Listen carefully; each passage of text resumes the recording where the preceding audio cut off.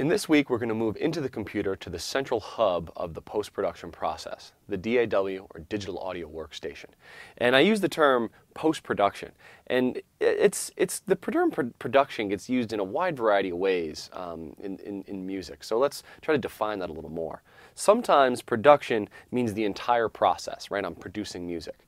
But when talking to actual musicians and mix engineers, very often you can be a little more specific and break it up into three phases: the pre-production process, production, and post-production. The pre-production process would be composing your song, getting your ideas together, planning for the performance. Production is the actual recording of the performance. We might call it the tracking of the performance or recording of it. And the post-production process is everything you do after that. So you go into your DAW and you do your editing, your mixing, and your mastering. We'll start this week with how you configure your DAW for the production and post-production process. There are many choices you have to make when first setting up your project that set you up for success along the way. When recording, we're going to have to configure our DAW to work at the correct sample rate and word length. So that's configuring how we're going to record our digital audio information. And we're also going to have to configure our file management. We're going to find that when dealing with the DAW and music production in general, you're going to generate many files and lots of data. And it's important to know where everything is.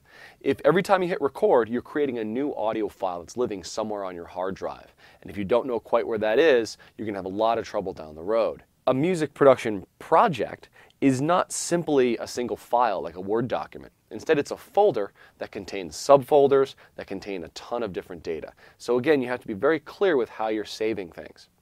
Now, as I go through the information in a DAW, we're going to be looking at actually a variety of different DAWs over the course of the course. But the concepts are the same in all of them. They all have the same exact features. It's just a button is moved here or there. So though we're focusing maybe in Logic in this example, you should be able to apply that information easily in another DAW. I'm covering the things that are consistent across them all. After we've recorded our audio in our DAW, we'll move on to editing it. And editing is the rearranging and manipulation of those individual audio files.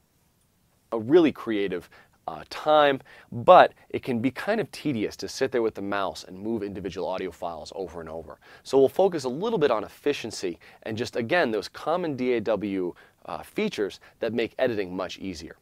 From there, we'll look at mixing a little bit this week, but we'll examine that further in future weeks. And then finally this week we'll look at MIDI.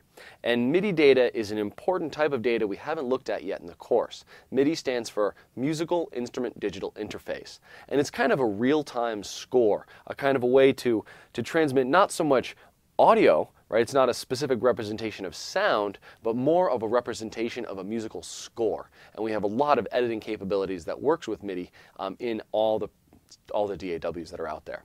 So let's look at sampling and digital audio conversion.